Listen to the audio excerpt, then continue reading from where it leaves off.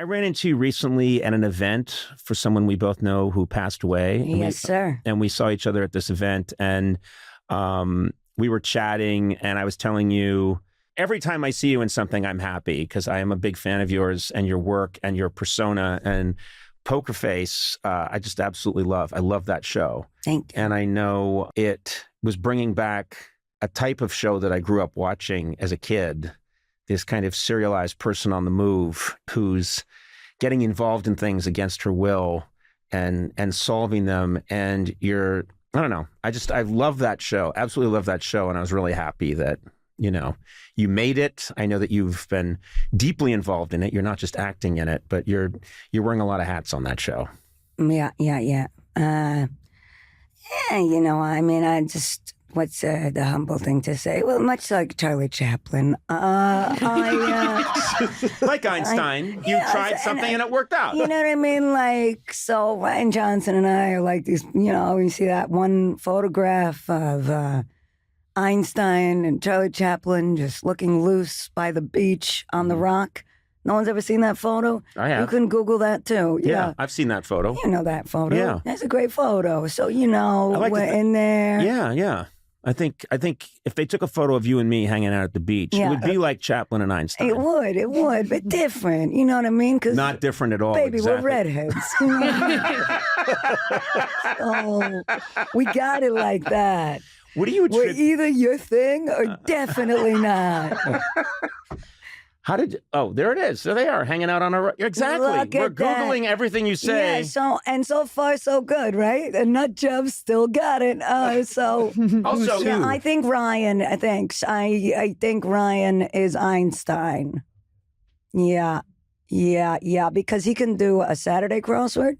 Although I did have to help him at this AFI. Mm-hmm. It's been, show to show with these ceremonies, which is a nice thing. But on Friday, I had to help him with the Friday puzzle while we sat and watched the AFI awards. And he was very proud because his name was in the puzzle, director of Knives Out, last name Johnson, Johnson. I did that one. Yeah. So he got that clue and many others. So he got himself. Yeah. And I was like, I'm proud of you, but Einstein, usually you get the Saturday in 8 minutes. What's going on? Craig Mazin was right across from us, so I made sure to shame Ryan to Craig because that's very slow time for him. And then so that's why I think he's Einstein because he can generally, under normal conditions, do a Saturday in 8 minutes. I can't believe I can't. And I can't. Well, I can only do it up to a Thursday and then again a Sunday. Friday and Saturday, I don't even try. You are so that's how I know I'm a Charlie Chaplin.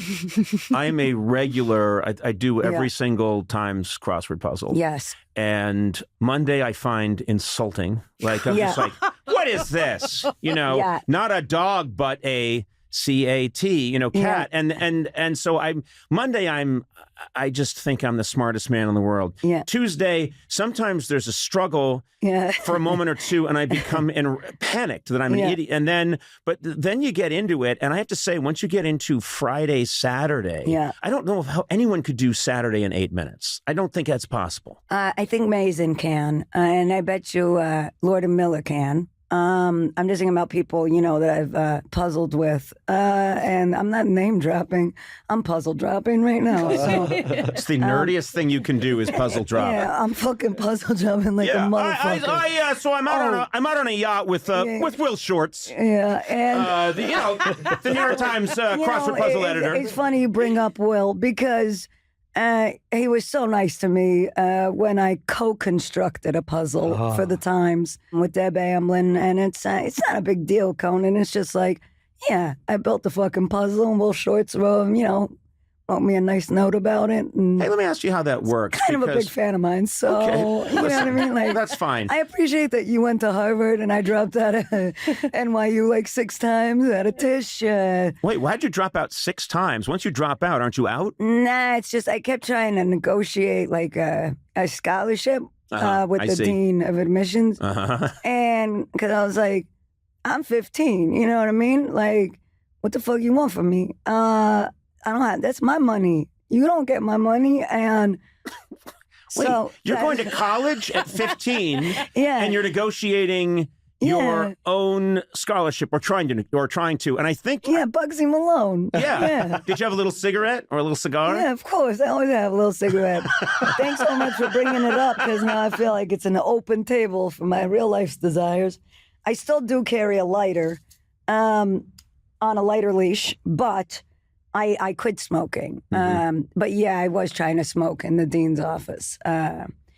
So yeah. But you're Harvard and you ran the Lampoon and shit, right? Yeah, sure, but who cares? No one cares. Well, I mean, it's a long time ago now, so... well, not that long ago. I'm only 42. Yeah, and you've delivered on it, and I recently am 27, which is scary because of the 27 Club. You could go at any time. Anytime. But I just get the sense that you read a lot. You're crazy intelligent, and you read a lot, because I feel like you make a... Would you read widely? Do you read all just different kinds of stuff? Do you like history? What is it? Yeah. Yeah. I mean, I don't think I'm that smart with like shapes. But sometimes I know, because like I feel like I don't have a high IQ. But then I do see other people try to like pack up the car. And then I'm like, oh, maybe I do have a high IQ, because I see them trying to fit sort of like a chair into the trunk, like clearly the wrong way. And I'm like, wow, I thought I had a low IQ, but I'm watching this guy fucking put this chair. He just can't figure out that's not going to close. But if you just tilted it, all right. And I let him go a while. And then, I help out sort of gently, because... that's what girls have to do. And so I got watching a slow motion train. And I thought, oh, okay, you thought it there. All right. And sure, let me give it a whirl. But I guess I was a film and philosophy double major in the abstract at Tisch, dropped out. So, I'm pretty uneducated. And very self-taught, therefore. It sounds to me like you're educated in the best way, which is you're self-educated. So it's a rambling sort of, much like how I talk and exist and move through life. But it's, like a rabbit hole.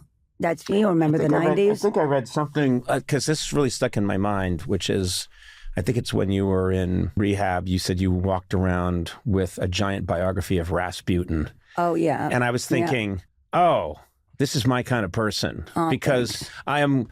I like to read about the darkest, weirdest people. Rasputin has always fascinated me, and I just thought,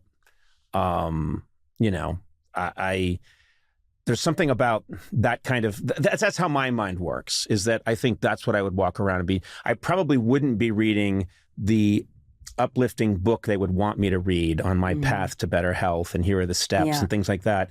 I would find a very, very dark figure in history and read their biography, and it would give me some kind of solace. Yeah, and I don't want to burst your bubble, but Rasputin's biography was something that I was carrying around while I was on drugs. In rehab, it was more like I got very into... I was reading Thomas Pynchon Against the Day. I was so excited when it came out, because it was like 1,000 pages, and there's nothing to do at rehab except sit on a sofa and they feed you a lot. And yes, I really associate Rasputin with like a back pocket kind of New York 90s. Like the scumbag era. But I remember finding it in my storage space, and I still have the same copy of it. And I love it. It's very ragged. I really put that Rasputin through hell. And it's like, that kind of was his trip. He's hard to kill, too. Yeah. That motherfucker. Famously hard to kill, that guy. That guy. And I was like, the shit I fucking took him through, though, my God, But yeah, I was reading a lot and often and widely, and also movies, because the film school was so expensive. Right. They wanted like $60,000 a semester or some shit. And I was like, honey, yes, you're nuts. So that's, like rich kid shit. What I did, I bought this studio apartment that was Gramercy adjacent. And I spent I had $100,000 from all of these jobs. It was, I think, Krippendorf's Tribe is what gave me that money, which is a blackface movie, if you haven't seen it. It's a Disney blackface picture. And starring Richard Dreyfuss. Krippendorf's Tribe? I remember yes. that. Yeah. Yes. So the premise is that Richard Dreyfuss is an anthropologist whose wife dies, and now he's a sad widower with these 3 kids. And so he decides to create a fake tribe in his backyard. Oh, yes. It's worse than you think. And so then, essentially, it's all of us, Richard Dreyfuss, myself, and I guess the other 2 sons. I'm the eldest, all in full blackface. How have I never heard of this? People. Yeah. Wow. It's pretty nuts. So you chose a good time to get out, I think. Let's go to a clip. Yeah. 1998. 1998. And so I took that money and I was like, shit, I'll just buy an apartment. Because the other money, all my childhood acting money had been spent already. Not by you. No. And I thought I was going to get a Lambo. That's why I was doing it. I was promised that I was going to get a Lambo, but it never materialized. But I did get a bad credit score early because my Social Security number was being used frequently. So yeah, going to the film forum for the quadruple feature was so much cheaper than Tish. So that's why I dropped out. I bought the fucking apartment, and then, so your film school was just watching a ton of films. Yeah, but I mean, like this rabbit hole thing that used to happen in our times, the before times, when you would, you had to go read and search and dig and go to the Strand to follow up on the.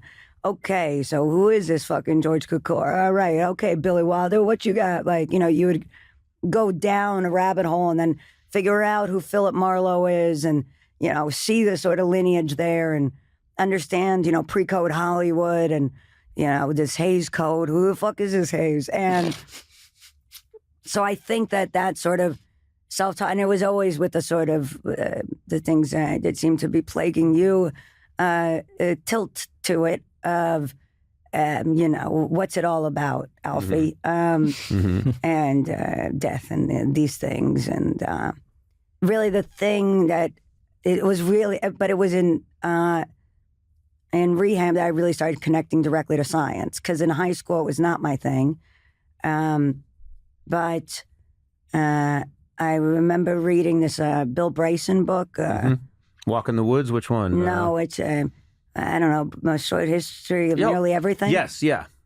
And I was like, oh, okay, I think I can use that concept as like this higher power concept because it was so impossible to sort of reconcile. What is this idea of, like an anthropomorphic God or whatever? And I really understood the scope of how little I understood about the world. Do you know what I mean? Like, It's a very narrow thing that I'm an expert in, which is like, drugs, mental health, and like cinema of the 70s. But that book really opened my eyes to like just how inconsequential I was in the scheme of things. And that there was so much I didn't even know. That is the philosophy idea that has been the greatest comfort to me in like the last 20 years. It's just the more I know, the less I know. I try to read a lot. I try to listen to people. I try to understand things. And the more I understand things, the more I'm humbled by the vast amount that I don't know. And I said this a couple of years ago in an interview and people thought, well, he's really dark or I remember it was like Conan's goth. But I was basically saying, I think nothing I do in this life is going to outlast me that much. And I think soon after we go, besides my wife and my kids, I don't think that it's going to mean that much to people. And I mean that in a comforting way, meaning it feels like the pressure's off in a way. If you don't get, I think when people get wrapped up in this concept of I'll live forever, or my work, and how will I be remembered, I think that's a huge waste of time, you know? Yeah. It's an ego trip, and it's, it's like, what I've heard, the best thing about the 12 steps I've heard is it's like you're deconstructing the house that ego built, you know? Right. And, it's a never-ending nightmare, being a person, because, the truth of the matter is you feel good when your chips are up and you feel bad when they're down. Or like you send a text message and you don't get the reply you want and you're like, what the fuck I do? And you spend 4 hours thinking about it, and then the text comes in and you're like, oh, now that's fucking yesterday's problem. I guess we're back, baby. Like, and it's so fucking weird. You know what I mean? Like, it's weird that every day you have to kind of play this game of sort of having a good day, driving my car, or today's a piece of shit. Couldn't hail a taxi, and I loathe inanimate objects and logistics. They seem to be two real troublemakers, you know. You loathe inanimate objects. Yeah. Now wait a minute. I know what you mean. If you mean what I think you mean, I find that the minute I care about something that I can hold in my hand, I will misplace it fairly soon, and I will spend about 6 hours worrying about where it is, even if it costs like $42. Yeah. I will devote time to being very upset that thing I liked having, I can't find now. Yeah. And then I will find it like 6 days later in an obvious spot and be way overjoyed about that and realize that I just ate up more of this precious time on earth worrying about the $60 Bakelite pen that I bought here in Larchmont. Fair. That has a cool sort of orange tone to the cap that I liked doodling with, and then it was gone for 6 days, and I was bereft.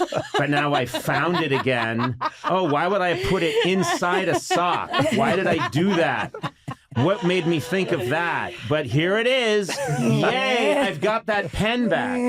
And it's crazy. Yeah. And then closer to the grave. Yeah. Good job, Conan. Good little soap opera. Yeah. But I understand what you're saying. That's what I'm saying. Yeah, it's exactly what I'm saying. Like, what the fuck are these things? It's like, oh, where's this bottle cap? Oh, okay, now you're a magical mystery tour. Cool. Glad this is fucking happening. I mean, it's nuts. I had this moment of awakening. Yeah. Years ago in New York, when I worked in 30 Rock, across the street was Christie's auction house. And one day they said, oh, all of the Roosevelt family memorabilia is being put up for auction. And I thought, well, I got to go check that out. So I went over, and it's Franklin Roosevelt and Eleanor, and then they had a bunch of kids. And so basically I went and looked, and it was room after room after room of all the stuff they had given each other for Christmases going back to like 1922 up until, past when Franklin's gone and well into the 1950s. And it was just case after case after case of stuff that looked like, that's a tie clip. That's a little watch fob. Oh, look, there's a little case you can put some pills in. Oh, look, there's a little, there's a bookmarker that's made of pewter. And it was thousands and thousands of them. It was like the end of Citizen Kane, where I'm looking at all of it, and all I'm imagining is them unwrapping it on Christmas Day, 1931. Well, isn't that grand? Thank you. Look at that's going to hold my tie quite nicely. Thank you. Yay. Christmas, 1935. Well, isn't that grand? That's going to keep my place in the book. And now everyone's dead. And it's a room full of shit. Oh. Yeah. And everyone's buying it, and then they're going to give it to somebody. Yeah. It's going to be like, hey, thanks. Yeah. That's fucking fantastic. Yeah. That'll hold my tie in place. And then they're going to die. Yes. And it's just, then we're just, I don't know. I don't know why that one Christie's auction just opened my eyes to What a sham the whole thing is. Yo, I love Goth Conan. Well, you're all going to die, everybody. You're all going to die. Yeah, Goth Conan's a shit, okay? I love that you're inspired by sort of sci-fi mood and also video game music, which I think is really cool because I didn't ever think of video game music as being sort of a genre or an inspiration. Of course, I grew up at a time when video game music was just coo-coo-coo-coo. What game And is then- that? Is that It was a Pac-Man? very early game, yeah. Like Ms. Pac-Man was like, oh. I was getting a lot of disappointing noises because I wasn't good. Nice try, loser. That was your inner monologue. That wasn't even. Come to think of it, I wasn't making- playing a game. That was His just. inner monologue is just Miss Pac-Man Yeah. melting. Yeah. That's why I've never been able to be intimate with anyone. Oh, I really like you. Let's get down. You're a loser. What? Miss Pac-Man, get out of my head. I'm trying to get it on. This is such a stupid interview. I apologize. You're such a talented Sorry. person. I'm You sorry. deserve better. You do deserve a real interviewer. But recently, my son, who's 17, started listening to all this music, and I said, "Where does this come from?" And he said, "It's gaming music." But I was listening to it, and it's really good. Yeah. When did you start to notice? Was this something that was always happening, where you're noticing different sounds that you liked? I guess so. I mean, I was such an indoor kid that I just really enjoyed playing video games and was gifted like a Super Nintendo when I was 5, and I always really enjoyed it. And I think it's really, I'm going to do a really bad job of expressing this, but I think it's a really interesting art form to interact with because there are games that like sort of force you to make these kind of like moral decisions, and it's like the only time that you're like actively a part of like the medium in that way that makes you kind of like question your morality. So for instance, there's this game called Stardew Valley. Have you heard of it? It's like a farming game. And I think it's really interesting that like you can play games that like have you like kill someone, which you would never do in real life. But there's a thing called Joja Mart where it's like the corporation, and you can choose whether or not you want to like go to the local seed. So I can play This is myself. good. I like this. You go to the local seed shop or like go to a cheaper corporation, and somehow like I've never gone to the corporation like in the game, and because that's like crossing a moral line within the game. But you can like in other games you like stab someone and it's fine. But I think it's really interesting to like interact with games. That's But it's interesting that I find it fascinating that games are getting so sophisticated that you're making moral choices. Yeah. And what's really interesting is like first-person shooter games, you're basically killing people left and right, but somehow we've been inculcated that there's this. It's not real. Yeah. You know, it's not real, and I But have there's no. certain things that are like more triggering than others. Like I think it was my husband was playing like Red Dead Redemption or something, or like some game where like you had If you know the game, chime in, Blake. maybe it's like it's not Skyrim, but it's like a similar game to that. And like he had to like kill a couple of like dogs that were like attacking him or whatever. And for some reason, like all of the people that he had to like fight was okay, but like when you hit the dog and it makes a sound, it's like there's something like really horrifying I about completely that, you know? understand. Yeah. I was watching a movie last week, and humans are getting off left and right, and then someone like kicked a small bear. Yeah. And the bear went like, "Ooh," and I couldn't. I left the room. I couldn't handle it. Yeah, I think that's really interesting. I think there's a Bartlemy short story called like The Gerbil, and it's all of these like terrible things happen in the class. Like, you know, first it's like the gerbil dies, and then it's like a kid like falls off of, you know, a plaything or whatever, and then they get a puppy, and when the puppy dies, that's the moment like that really that's like the height of tragedy, not like this like a child that fell in the Yeah, story. but a lot of like, kids suck. You know? I mean, they do. They're just such assholes. I want my chocolate milk. You know? I usually applaud when a child falls. This is our last podcast. This is a successful podcast. And you're a very lovely, talented person. You've done nothing wrong, but somehow you've brought it out of us. Yeah, I'm sorry. It's your guys. fault. Yeah. It feels to me like when I listen to your music, one of the things, and I think I even heard you say this, that you like this kind of heroes versus villains dichotomy between good, evil, but how the line is blurred. And I always find that fascinating because I love movies. Occasionally I'll love a movie where there's, you watch Die Hard and you know who the good guy is and the bad guy is Hans Gruber, and there's no mistaking that. But I'm more drawn to the movies that I think have more of a European bent where, I don't know, it's interesting. There are people who seem like the bad guy and people who seem like the good guy, but the lines get blurred and you feel like everybody's just trying to do their own thing, and havoc ensues. I mean, I think that's like the purpose of art, really, is to just like find humanity in people. I mean, I think my favorite shows are shows like The Sopranos, or like where you're rooting.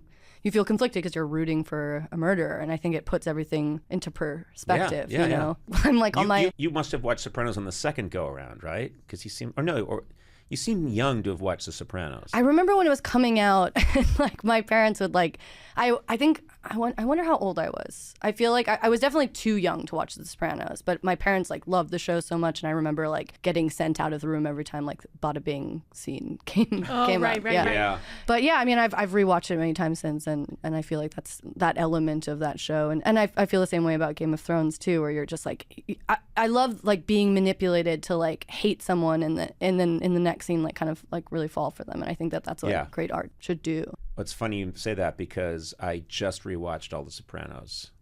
I made it a mission and I watched all of them in like a month. There's a terrific book about The Sopranos by two writers, I think, from the Star Ledger, I want to say, and it's just a great essay about each episode. So I would watch the episode, then read this essay, and I just got so much meaning out of rewatching it. And I'm just starting to, my son's never seen Game of Thrones, so we're just starting to watch it. Although that's difficult because there's full-on crazy nude sex sometimes. And when you're a dad sitting in the room with your son, both of us want to die. Yeah. Both of us just want to make our hearts stop through sheer force of will and die. Because it's not, you can't even pretend it's not happening. And you're not like, oh, this is cool sex. I'm cool, about sex stuff. Oh, no. You can just do what my parents did and like send him out of the room. You know in The Sixth Sense, you knew a ghost was in the room because they could see their breath? When I'm watching television and anyone else is in the room and sex is graphically depicted, suddenly I can see my breath. Suddenly it's like this vapor coming out of my mouth. And it always happens just beforehand. I know it's coming, and then sure enough, thwang, da-ba-da-da-ba-da-da-ba-da, That is the worst sound for any sexual scene I've ever heard of. You don't think that's an accurate thwang, da-ba-da-da-ba-da-da-ba-da? We have a professional musicologist, artist here who will vouch that is the exact way it sounds. You're going to rip me off, too. I know in your next album, you're going to have a huge hit with thwang, thubba-da-dubba-da-dubba-da. And the Grammy for Best Single. Japanese Breakfast with thwang, thubba-da-dubba-da-dubba-da. And I'll be like, I know I'm going to get mentioned. Nope.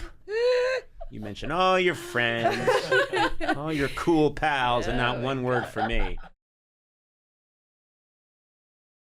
I had these observations I just wanted to talk to you about because I've also read your beautiful book, Crying in H Mart, which got a lot of attention and love. It's a memoir, and I told you it is so well written. You are half Korean. Mom's Korean, Dad's American.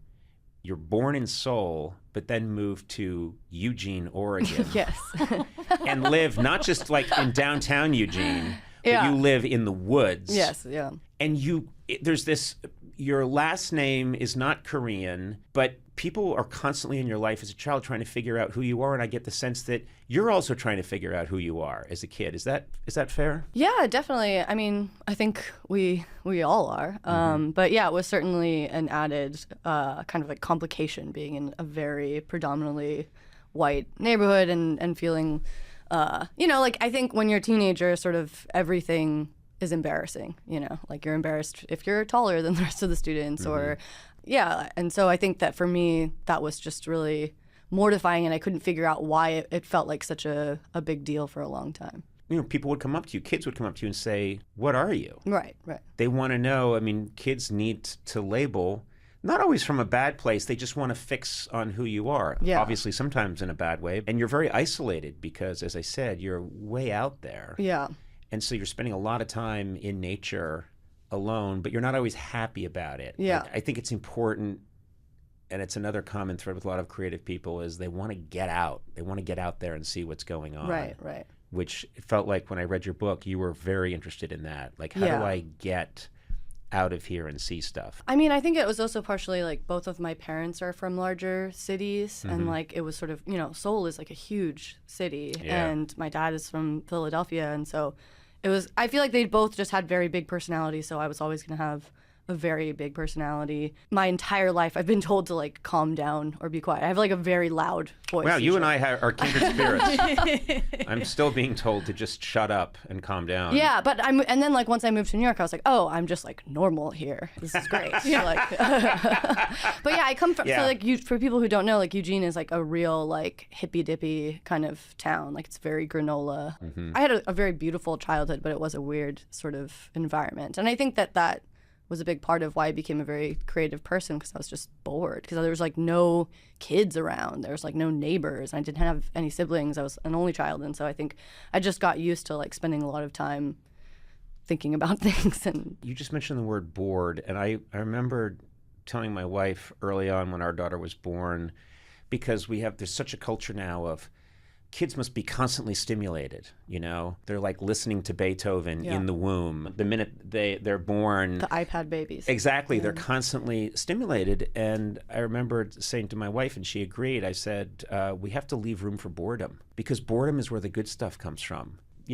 Whether it's guys in Liverpool's in the late 50s, like, there's nothing to do. Let's make a band, because there's nothing to Totally. do. And it's raining out. And I think, especially at a place like Eugene, Oregon, you can't go outside and play every day.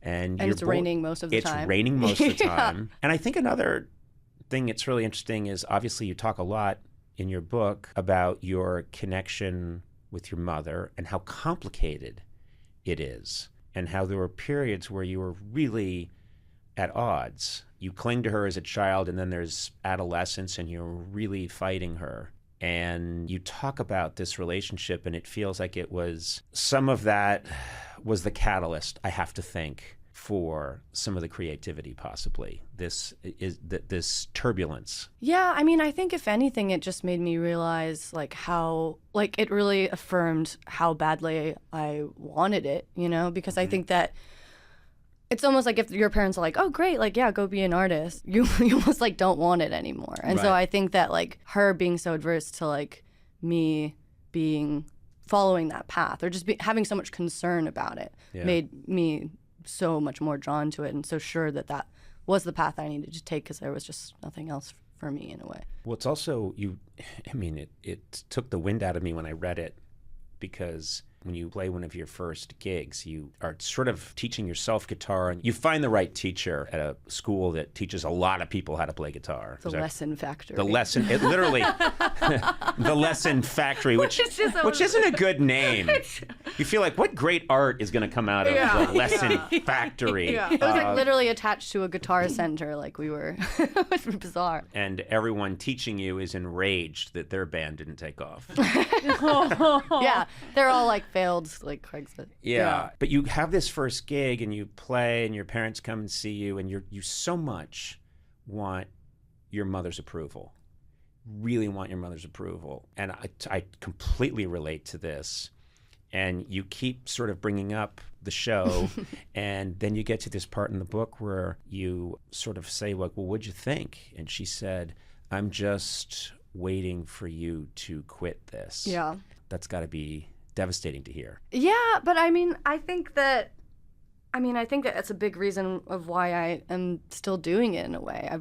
I was sort of like told no many, many times for many years, and just had a very like embarrassing career for like 10 years, sleeping on like floors strewn with like cat poop and, you know, trying to sleep while Did like you a put the party cat rages. poop there, or was it there naturally? It was there naturally. Well, I didn't know if you laid it out. You think she laid out cat poop Yeah. and then slept on it? Just because she thought that I've got to live the artist's life. Yeah, no. Oh, okay. Definitely not. I used to do that. Yeah, and yeah. It's very romantic. Yeah. But yeah, I think that I don't know, now like when I look back at that, I'm like, that's exactly why you are the way that you are, because like I don't know, I mean, she was like kind of setting me up for the rest of the world to do that, and so I kind of appreciate that now. Yeah, you respond well to rejection, and you're, you know, it feels to me like you're a very strong person, and when you were told no, you doubled down. Does that Yeah, sound right? I mean, but when you're a teenager, you're just like, I am like the next Paul McCartney or whatever, you know. So I think that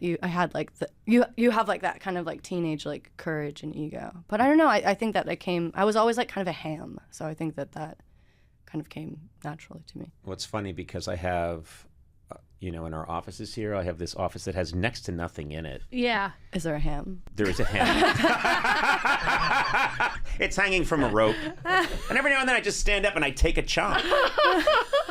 What? Yeah. It's like, just hanging there and you eat it? yeah, I don't even gradually? have to use my hands. I just chomp at But it. you gotta refrigerate it, don't you? No, it's cured. Okay. Yeah, it's been there for 4 years. Oh. Man, we get off on these tangents, and I know, No, it throws it. Yeah. I have a picture in my office, one of the only pictures I have, and someone took a picture of both my parents. I was doing some event. It was at the Kennedy Library. Mm-hmm. And you were there too. I was doing some event, and my parents were in the crowd, and this is maybe 9 years ago. Yeah. And someone took a picture of both of them laughing at something I said, and they gave it to me, so I framed it, and I have it on my desk because as a reminder that that's the only reason I do this. I honestly think that. I mean, people have this idea that, oh, you wanted to make a lot of money, and you wanted, you know, it's these other things come along that are really nice. But initially, so many of us are just trying to make both or one of those two people laugh or proud in some way. And that's it. I know that it's a big theme in your book, because the book is about you losing your mother, who got cancer at a fairly young age, and you spending a lot of time with her and processing all of this. And there's a part in the book where you say, I don't know, once she's gone, I mean, this all happened before Japanese breakfast. Who am I doing this for, if not for my mom? Mm-hmm.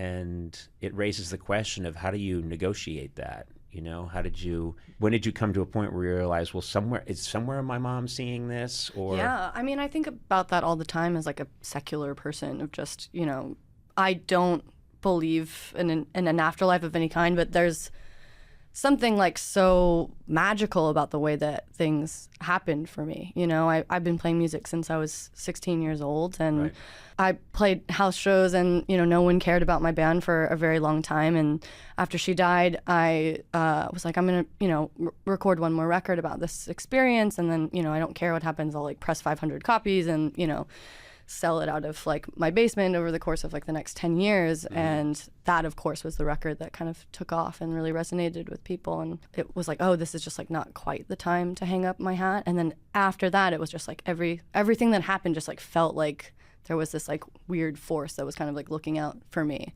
And it's both like, it's very bittersweet, because my mom never got to see me experience any kind of success, and was like so worried about living the life of an artist, but now it just kind of has to feel like she knows somehow, or is like responsible for it. So you put this together, your mom passes away, and you decided, well, I'm going to go into advertising. Yeah, kind of, yeah. Which, you know, you don't hear of a lot. You don't hear of like Keith Richards saying, I'm going to do some advertising for a while. Yeah, I mean, His ads would be awful, by the way. They would. Buy a Volkswagen. Fucking great car. Keith, over here. It's not a Volkswagen, it's a Buick. Ah, fuck. Sawed off, you fucking. He's just napping. Yeah. I But- love the trail off at the end. Oh, I experienced it with him. We'll get back to, but I was in an SNL sketch once when I was super young. I was in my 20s, and Keith Richards was the musical guest, and it was live, and he was in the sketch also. and we're waiting for Tom Hanks to come around to us for our part of the sketch. And we're in the middle of a sketch that's live. He starts talking to me, and I'm holding a horse, which is important to know. And he thought that rather than me being I'm a comedian who's supposed to say a line, I'm a comedy writer holding a horse. Wait, was it a real horse? It was a real horse. No, it wasn't. Yeah. It's a long, you can look it up online. Did they take it up What's in that? the elevator? Oh, yeah. There's plenty of... I guess there's like a freight elevator. There's a massive elevator at SNL that brings everything all the up. horses, yeah. No, I mean, they could get an elephant up there. I mean, I'm not kidding. They can, it was made to get incredible stuff up there. But I had a real horse, and I'm holding it, and Keith Richards thought that I was the owner of the horse. And I'm... Like the handler. Like the handler. Yeah. And that it was my horse. And he starts going, oh, horses, man. They did it all. And I was like, please don't... Okay, Tom Hanks is headed this way, and we've got to say a line live on TV. I've got to say my line. My line is, please don't, Mr. Hanks, don't touch him. That horse bites everyone. And I'm so young. I'm like 23. I'm going over the lines in my head. He's like, oh, horses. Without them, we wouldn't have built civilization. And I keep going like, yes. Now, normally you'd think you'd be in a situation where you're talking to Keith Richards. You would hang on every word. Yeah. I'm a huge Rolling Stones fan. Instead, I'm like, shut up. Shut up, Keith Richards. Shut up. I gotta say my line. Look out, Mr. Hanks, don't touch that horse. He bites everyone. Oh, I mean, you think about it. Horses are the ones. You wanted Keith Richards to stop talking to you. Yes. Oh my God. Yeah. Well, I still sometimes, yeah. He's got to learn to shut up, that guy. There's certain themes that I've seen in my life, and sometimes it's almost when you give up and you're not trying anymore, and you get to a place of, okay, I made this, I put it out there, it's a message in a bottle, but I don't really need it to blow up. I don't need it to become this seminal record for me. And of course it does. Yeah. Isn't that weird? When you let everything go and you have no ambitions or hopes for anything, you like almost find this like real version of yourself, and that's like what people cling to, or like they can feel it in this way. I feel like when people are trying to like put on airs in a way, you can just like smell it from a mile away when something is like not. Like I always feel like I know when people aren't singing in their real voice, and I feel like I kind of finally found that with that record. Yes. When something's forced, what I love is that audiences know it. Yeah. When I saw you perform, you just had this real joy of being out there. The music is great, but that's also part of it, is I feel like this is therapeutic for you or life-giving to you. Yeah, I mean, I've wanted it for so long, and so it feels so great to get to do it, you know, with your friends and a bunch of people wearing flower crowns. I didn't have a flower crown. I was amazed at how people were. I saw many people wearing very little clothing there. It's very hot. You weren't wearing like your Daisy Dukes and like that woven vest or anything? I was wearing a thong. Oh, come on. What's? Oh, come on. I'm trying to eat here. That's disgusting. I think my body's beautiful, Sona. I'm sorry. As an 11 people buckle below his thong ass trying to lift you up in your thong. Don't touch the thong! But pass me towards the stage. I gotta hit that medium-sized gong. That gong that's not quite to my size expectations.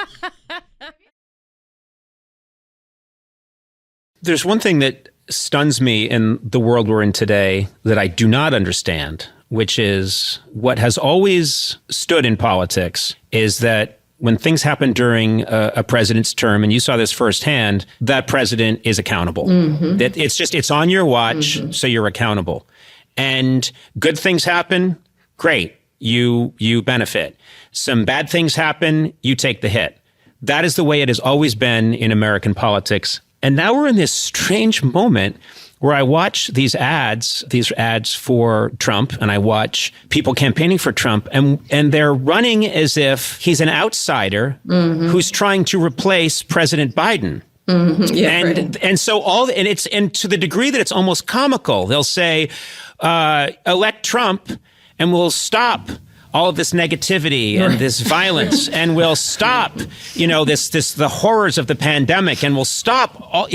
Don't you hate what's been happening the last couple of years? What's all going to end if we could give Trump a chance? And I think, what are you talking about? Yeah. He's the incumbent. This is insanity. Well, this is madness. It makes me think of, the tagline when my husband was president was "Thanks, Obama," right? Right. I mean, you remember that. Anything that happened wrong in the world, it was "Thanks, Obama." Right. My dog died. Thanks, Obama. I mean, so. Did you ever use that on him around the house? Oh, no, we do all the time. He left the mayonnaise out all night, and you're like, thanks, Obama. That is so perfect. I think we're both, I think a couple of months older than you, or about the same age. And so I remember turning 60 was kind of a, what am I doing? Moment where I wasn't bad. I'm happy. This is actually the happiest phase of my life. But I started to weigh things differently. And also I'm facing being an empty nester soon. And I know that you are an empty nester.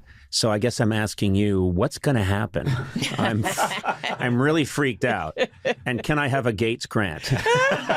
For the second pool in your backyard? I think a second pool would really help me handle being an empty nester and 61. So just think about it. I don't know if the paperwork I have to fill out. But when you and Bill were together and working on the Gates Foundation, you had certain priorities. Have what you've wanted to focus on now changed since you guys divorced, since since your life has changed so much? Have your priorities changed, or things that you want to focus on? Yeah, I would say this.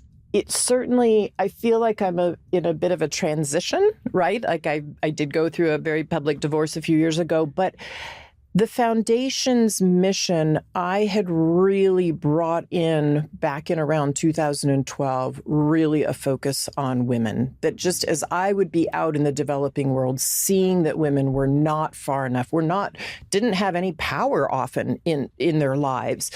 I really started to bring that into the foundation, and we have continued that, and we continue that work at the Gates Foundation. I'm still there. I'm still working a lot. But really, I realized that out of our grant giving, we weren't getting as much if we didn't focus on women, because they are the center of the family, and they often are the ones deciding who eats, in what order, can the kids get educated or not.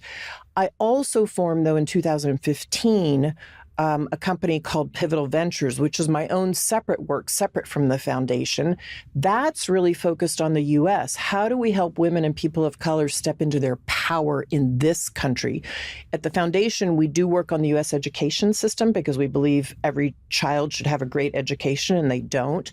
But then to do this specific work in the U.S., I really have done that through Pivotal Ventures. And again, I'm spending, now that I have more time, because I have 3 children who are now, as you said, out of the house, I'm spending even more time on that, because to see things like the Dobbs decision happen in this country just breaks my heart. Should not be happening in this day and age. Or the Alabama court ruling. Or the Alabama court ruling. And then you read the judge's decision, and it's invoking the wrath of God, and fertilized eggs, and you just I don't know. It's quite shocking. It's unbelievable. And I believe that if we had more women in positions of power, more female politicians in the state houses, there's 7,000 positions there, more women in Congress, more women on benches in these key places, more women governors, we wouldn't be making these kind of policies. We just wouldn't. That's the truth.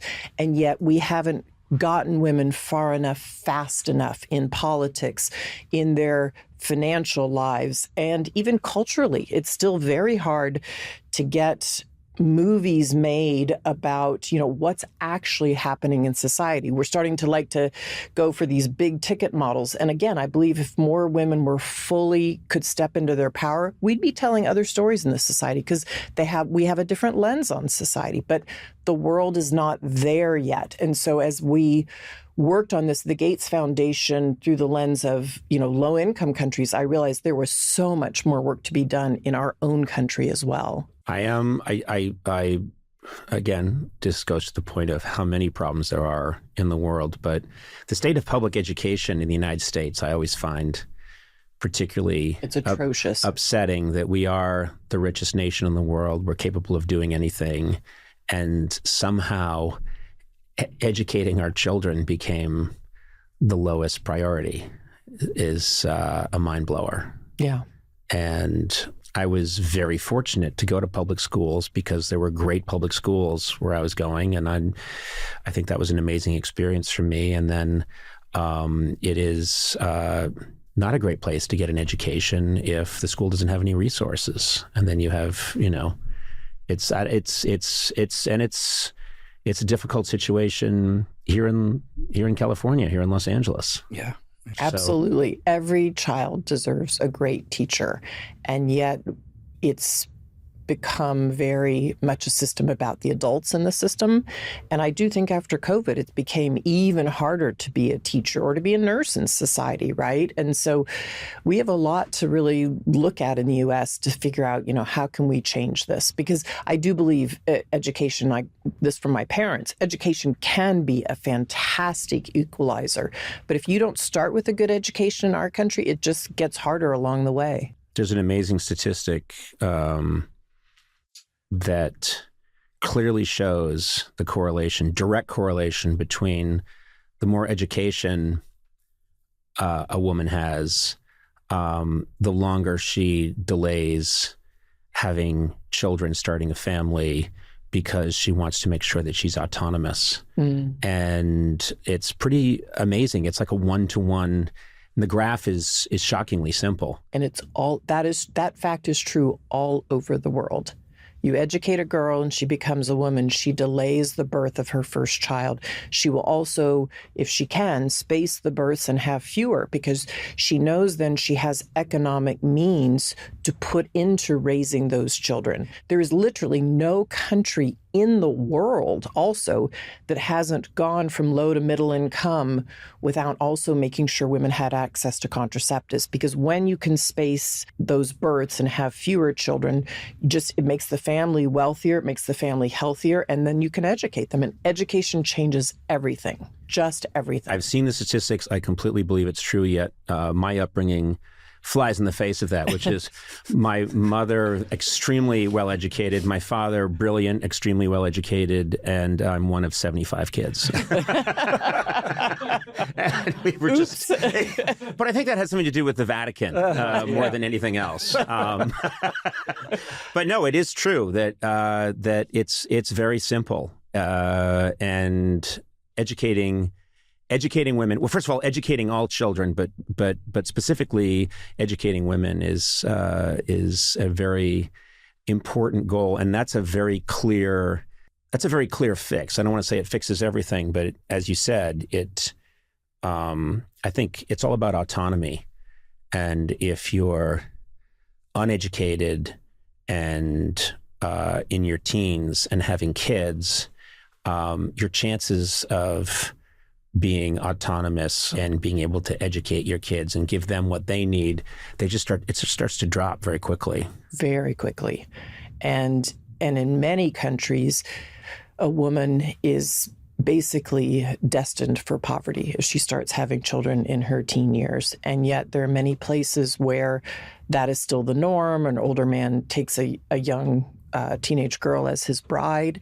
And so there are a lot of norms that have to be broken through so that girls can be fully educated. I know you have traveled to Africa with Michelle Obama, Amal Clooney. What were you working on a specific problem there? Was there a specific issue that you were focusing on? We were really focusing on child marriage. How do you keep girls from being married before the age of 18? Looking at the entire system, all the way from the legal system, which is Amal's piece of it, to how do you educate girls in schools to know not to marry to be married, which is kind of Michelle's piece. And my piece is kind of all the pieces in between, like what connects those systems and how do you break through the norm? Because no child, no girl should be married before age 18. Again, her chance of having any autonomy in life is minuscule. And we sat down and talked with many girls while we were there about, both how they were trying to break through the cycle, but also ones who had been locked into that cycle. How did they get themselves out, and what else could be done? Right. It was quite an informative and eye-opening trip, I think, for all three of us. I would think it would be probably the greatest tool is seeing.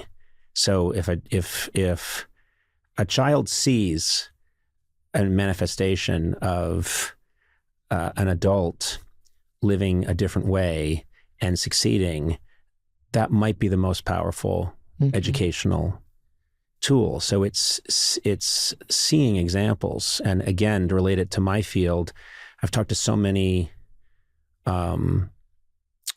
young women comedians who say it took them seeing, Ellen DeGeneres or Elaine Boozler or I mean, seeing and on and on and on, seeing over and over, Amy Schumer, seeing these other comedians and saying, hey, she looks like me. It's something I want to do. And she's doing it. And she has her own special. And that might be the most powerful tool of all. Yeah. Is show them that it's, possible. Yeah. Yeah, that role modeling. I always say this, that in society, I think men can look up in society in almost any industry and see, 36 different archetypes and say, well, I don't want to be like that guy or that guy, but I might be interested in being like any of those three. Young girls can't yet look up in society and say, wow, of all the female politicians, there's so many. I'd like to be like that one. Or of all the female comedians, I don't think I'm like her, but I'd like to be like her. Right.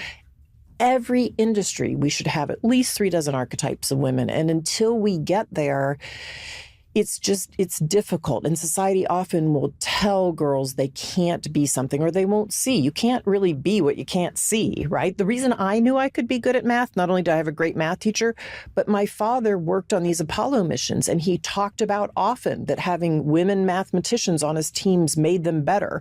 And I would go to the company picnics with my parents, every summer. And yes, he'd introduce me to the female mathematicians, and I could say, oh, I could be like that woman. Wait, right? how cool was that? Amazing. And your family, you grew up in Texas, you would go to the launches.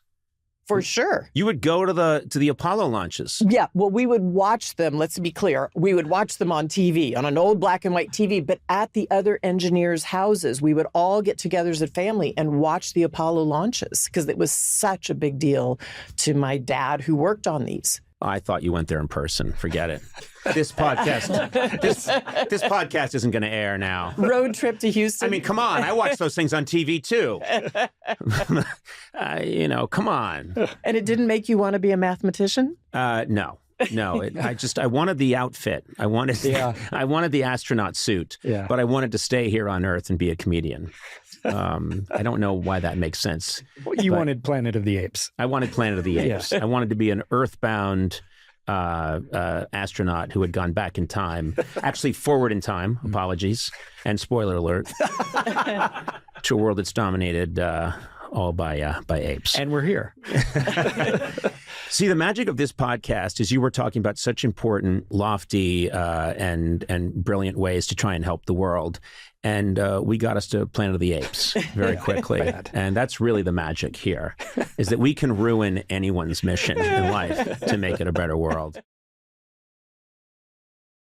One of the things that I do feel that we have some things in common, which is one of the things I love about my career, which is very different from yours, but I love that I get to do things. I get put in situations where I get to do something I'd never get to do otherwise. Right. And I know that actors have experienced that a lot. And I love whenever I get to be put in some situation.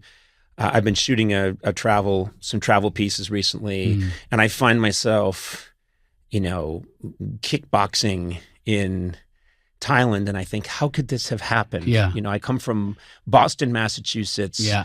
My parents were nothing near show business. I love that part of it. And I know that, you know, for example, for the second season of Perry Mason, which I adore, you got to ride a vintage motorcycle. Is that right? Yes. Yeah. Are you a motorcycle guy? Because Well- this will color the way I answer this question. Okay, I'll tell you this. Yeah. I do have a motorcycle. I have all these rules about when I ride it because I want my kids to, Yes. I want to meet my grandchildren. Yes. But I recently was in a very exotic location and they found a motorcycle for me to ride for this one shot.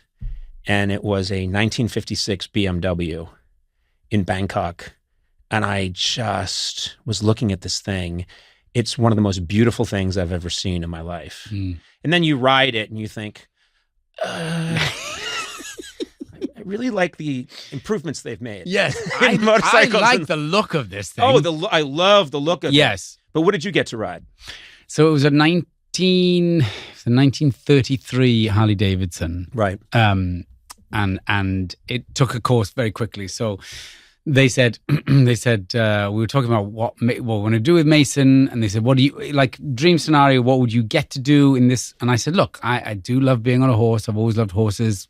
If you can find your way onto a horse, if you can find Mason onto a horse, that'd be great. But in a courtroom scene? Yes, I was like, now there's your challenge. Yes, That's what I've noticed about the new season that threw me a bit, Yes. is you're often on horseback Yes. in the courtroom. Yes, exactly. Hi-ho. Yes. There was a lot of objections. It takes me out of the... I know, anyway. everyone said that. So one of the writers is an enormous, motorbike fan. So he said, we're gonna have Mason on a motorbike, but great. So then the stunt coordinator calls me up and says, can you ride a motorbike? I said, I can. I said, I've had to ride a vintage one before. They said, great, come down. We're going to do a test day, weeks before. Okay, great. Let's go down. Producers there, everyone's there. And there's the Harley guy. Mhm. And he's like, okay, so you hold this and then pull that in. Now, obviously you'll have pumped this first. And I'm like, right. Then you go for the, right, now the kickstart. As that's kickstart, timing, right, turn. I was like, this will never work. Can't you get me something that looks like this, but it just has an on-off switch? Yes. And it has an automatic transmission. Is exactly so that was established very quickly. I did. So they got the stuntman to ride it for a second. And no one could hear anything. Everyone's going, I can't hear over the noise of this thing. Right. The stuntman said, this is tricky, right? Yeah. Right? Oh, this is dangerous. Yeah. I wouldn't want to ride this thing. Yeah. So the producers very quickly turned to the action vehicle team and went, how much would it cost? No. How long would it take to turn this into an electric bike? At which there were audible gasps from certain male members of this group. Yes. You've been emasculated. Oh, so they took it away and they turned it into an e-bike. So very often out on set, it was still this beautiful this shell of a thing, 1933 Harley that had all these batteries, squirreled away about it. And very often we were on location in various places around LA, and I'd be on the thing kind of warming it, doing little laps and stuff like that. And gentlemen of us, usually a certain age, would come up and go, whoa, what is that? And I was like, well, it's a 1933 Harley Davidson. And they go, yeah, but it's not an original. They wouldn't have done that to an original. And I went, yes, they have. Because I asked them to. Yes. And it was met with a very great mix of reverence for the engineering that would have gone into turning it into an e-bike and abject disgust to the butchering of some American history. I'm also thinking of, most people want the Harley in any era because of that distinctive Harley sound. And I Right. imagine this thing sounded like... Yes. And little bubbles came out Yes, the back. it was like And then warning, battery low. Yes. Embarrassing sounds come out of it. Yeah, and it would tell you when you needed, another coffee or something. It was something like that. So it was good and both bad. Yeah. And then the flip side of that was when they said, "Oh, we're gonna write this scene where you're in Santa Ana racetrack on a thoroughbred." And I was like, you doing what though? And they went, well, you're galloping around the track. And I said, yes, but I won't get to gallop. That'll be a stuntman. They won't allow me to do that. And they went, oh, sorry. Well, we've written it. So cut 2 is me on the most, this was probably one of the most humiliating moments. They kind of got me this, it was used in Seabiscuit, but it's basically like an adult rocking horse that's attached to the back of a pickup. So there's a stuntman riding a horse. It looks amazing. And then they cut in for the tight shot of Perry Mason. Yes. And you're on basically a carpet. Yeah. A horse-colored carpet has been laid over a fake horse back. Yeah. And that's it. And it rocks a little bit. Yes. And they sort of, and then the horse wrangling team kind of sit with you while they try and talk you through how you should be looking on this adult hobby horse. That was a bad day.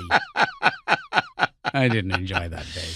But then you asked, could I have this, please? Yes. And they said, yes, of course, take it. We call it biscuit. Because they do. It was built for Seabiscuit. I like riding, but it feels a little dangerous now. And so, yes. You know what? I'd love it if you just went out in the country and Carrie and the family are in the and you're just in the back. Yes, pretending to gallop. Oh, I thought this is what I genuinely wanted. I said I would pay if this was allowed, I would pay good money to go up and down Hollywood Boulevard in this pickup, and I'm just on the back giving it the full. And they didn't even answer. They just looked at me. Went, yeah.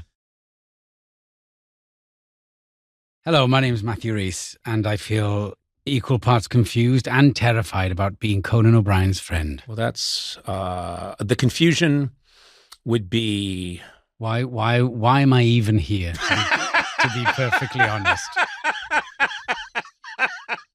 I think you thought you were on your way to a different podcast. No, it's not that. I usually go to most interviews and certainly most jobs going, why am I here? They're just going to go, we meant Terry Reese. Get out, fraud. I live my life. Gee, I mean, what a way to live. I mean, I know what most actors do. Uh-huh. Has that ever crossed your mind for a second? Why should I be here? Yeah, the imposter syndrome. Of course. What are you talking? I've built a career on the imposter syndrome. I know. I'm constantly looking about saying, how is any of this happening? Right. And I think that they're talking about someone behind me. And sometimes they are, actually. That has happened. That's a terrible feeling. But I still navigate life looking at people like you going, I bet he bloody doesn't feel it. The revelation recently was Ryan Reynolds says he has it. And I was like, God, he has it. Right. Well, if he has it, we're all fine. Yeah. Well, okay. This is a true story that should put you at ease. I have these two colleagues that usually do the show with me, Sona, who's my assistant, and Matt Gourley. But they have been found out. They have been found out. So now they've they're been gone. removed. Yeah, they're gone. But because they both have young kids, and I'm here in New York, and they found out that you were booked, and they were ecstatic. Then they find out that only I get to talk to you because it's in New York.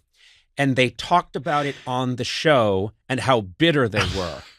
Because I hate to break it to you, but you are a delightful, good-looking fellow that everyone. So there was an insurrection at my little show because they couldn't be here. Things I have never sparked. One, an insurrection in my own lunchtime. Yes, it genuinely makes me feel like I have something to give. This reminds me of years and years and years ago in another lifetime. I was walking through a section of Boston, ran into a gang of kids who were not too happy to see me. One of them punched me really hard in the face, smashed my nose. So my mother's at work and she gets a call. And the person who calls my mother says, I don't know why she phrased it this way, but it was a gang of kids. And she said, your son Conan was attacked by a mob. And my mother's first thought was, that makes sense. Because she was just used to me being around the house, being a wise ass. Of course he was attacked by a mob. Oh, my God. She probably finished the sentence. One of your sons. Was it Conan? Yeah. That makes sense. Oh, my God. No, we all have. But the fact that she thinks you could offend a mob or incite a mob. I could do it. It's almost a certain testament to you in a way also. I think it is. It shows I'm, yes. I'm like Braveheart. Yeah, I'm just yes. a great a leader. Yeah. Thank you for that. You know, my life has changed so much, Sona. Has it? Yeah, let me tell you how. I can just get all this stuff delivered right to my door. I mean, if you grew up when I did in the early 1920s, that was unheard of, you know? A kid in a cap had to, hey, boy, you know, and you'd say, yes, sir, and you'd have to say, you know, toss him a coin. Go get me that goose in the window. And he'd say, yes, sir, Mr. Scrooge. But that was like back then. Yeah, but now it's not. With so much of our world digitized and automated, why stick to old school mailing and shipping? If you mail or ship often, let Stamps.com do the hard part for you. Simply print postage and shipping labels right from your home or office. It's ready to go in minutes. No long lines or complicated setup required. It's the easiest, Sona. It's the best. Yeah, postage rates just increased again. Hello. Luckily, Stamps.com has the best discounts in the industry. Avoid the hassle and get started with Stamps.com today. Sign up at Stamps.com/Conan for a special offer that includes a 4-week trial plus free postage and a free digital scale. No long-term commitments or contracts. Just go to Stamps.com/Conan. People adore you. And when we talked, the last time we talked on the podcast, it was Zoom because it was during the alleged virus. I'd still like to see proof on that. And you were fantastic and we were cackling away. And then I will admit at one point, your lovely and beautiful wife, Carrie, walked by in the background with, I think, a load of laundry. And I have to tell you, my soul left my body for a minute, and I didn't listen to you at all. Yes. I watched this vision of beauty walk by with some laundry, and then walk by the other way. Yes, my soul off when I see her with laundry. My soul leaves my body because I think, shit, I haven't done it. Oh God, I'm in trouble now. You're in trouble. Oh shit, that'll make me leap like Nureyev when I see work in the house that I haven't done. You know, it is still a disconnect for me. I'm a big fan of yours and of your work, and whether it's The Americans or Perry Mason or any of the work you've done in film, I'm just used to the accent. Your true accent is fantastic. Though the Welsh accent might be my favorite accent. Hurrah! Because I find the Irish accent to be absurd. I mean, the real Irish accent. You know, the real Irish accent. When you go to Ireland and you talk to Irish people. When I was a kid, there was a commercial for cereal called Lucky Charms. Yes, of course. And the little Lucky Charms man would go like, Lucky Charms. And it was all kind of like this. And falling and falling. And I thought that's how Irish people talk. And then I talked to real Irish people.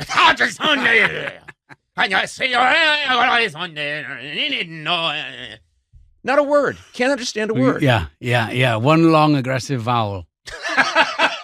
When was the first time you went? Were you tracing roots the first time you went back? No, I went there the first time, of course, to do comedy. I went there to shoot a comedy piece. And the idea was that I was looking for my roots, but that all I knew was that they looked like me, meaning round face, Irish, red hair.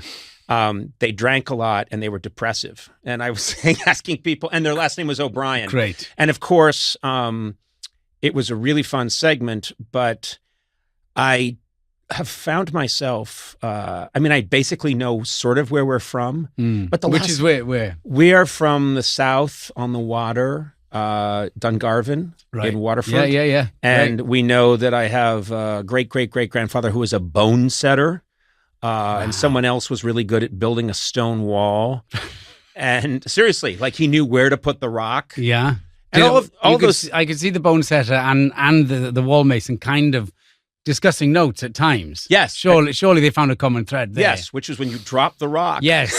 Now, listen, I've got a fella, well, I'm related to him. I'll send you to him now. Yeah, he'll set you right. Yeah, they probably worked with each other. They did. But I'm curious, it's got to be such a rich and important part of your life because I think of the amazing actors, storytellers, poets, come from Wales. It's just got to be in your blood. There's something in the blood of the Welsh people. What is it besides the obvious? Yeah. Yes, besides 90% alcohol.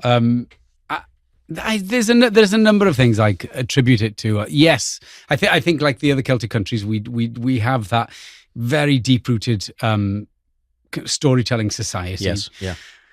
I think Wales possibly more so than Ireland and Scotland because we were far smaller in numbers and size, had to work that much harder to find an equal footing in the kind of between the two Celtic giants.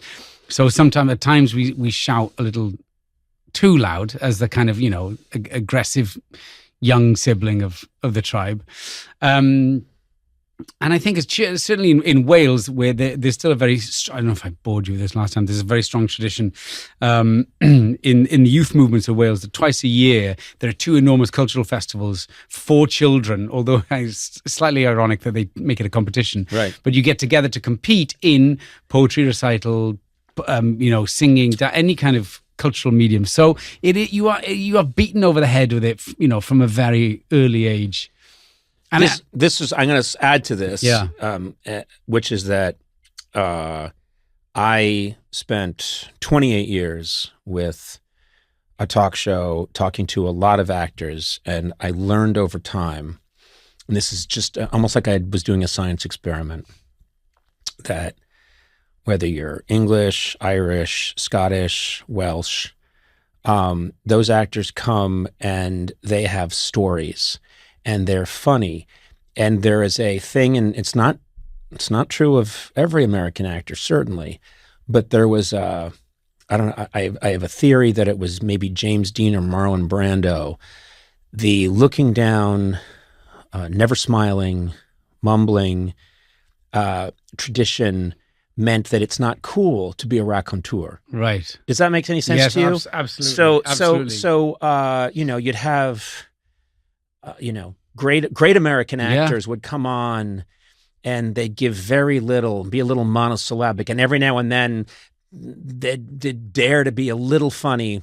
But it was almost as if this is not our culture and there was no training. Mm. And every time I talked to anybody who came up in the UK, you're talking about, and we were talking just before the show about just some of the amazing greats, and you see them on talk shows back in the 60s and the 70s, which is what I was raised. I was certainly raised on, that couple. I was going to say, I think I'm going to segue viciously because I have I have a mustache at the moment because my nephew came over to stay with me recently, and I have such vivid memories of my uncles back in the 70s and 80s who have had terrible mustaches.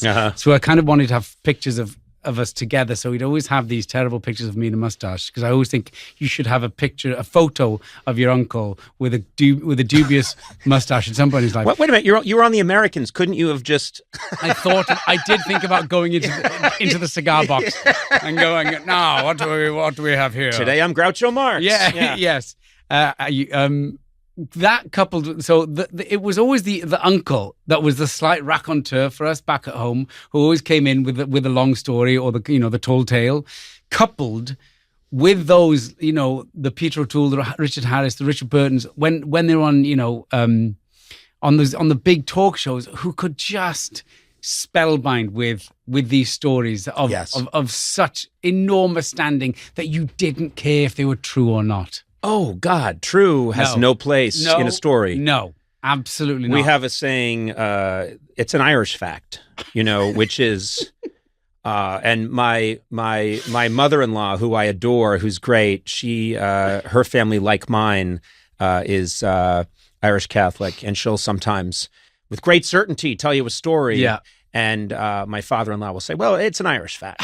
I'm taking that one home. Oh, yeah. Well, Kerry does that thing. So she's like, yeah, but that's not true. And I'm like, but that doesn't matter, because the story was infinitely better with that fact. She goes, but it's not a fact. I'm going to play this segment for my wife, because my wife and my kids are always around.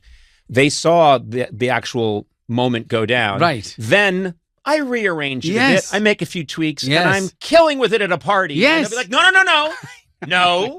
No, that's not true. You have the order wrong. Yes. And no, you didn't have a shotgun. Yeah. And I think, well, okay. Yeah. It was a pellet gun. It broke the skin. Yeah. It shot bubbles. Yeah. It shot soap bubbles. Yeah. But I saw, I think, footage. I don't remember where he was, but I saw Richard Burton telling a story. And, you think about, now there's just so many interviews everywhere, and they're just, the world is, everybody's constantly just interviewing each other. No one's growing food anymore. Just egos. Yeah. And so you can get like, oh, okay, this is really so much fluff. But then I watched, I forget who it was, but they were interviewing Richard Burton.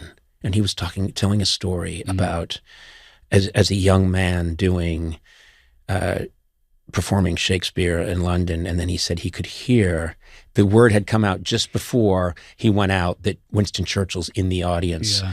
And then he said he starts to say his lines and he can hear this very familiar voice in the audience saying them along with him. Yes, word for word. Word for word. And I think... And he said, I sped up, I slowed down, I couldn't lose it. I couldn't lose him. I No. know. And I think to myself, now that's a talk show story. Yes. I don't have one like that. No, I have no. I tell people, Winston Churchill came to a late night show a few years ago, and no one ever, for some reason, He was with. I couldn't lose him in the monologue. Yeah. And then at the end of the story, he said, he's in his dressing room. There's a knock at the door, and the door opens, and Churchill's there, and he goes, "My noble Lord Hamlet, may I use your bathroom?"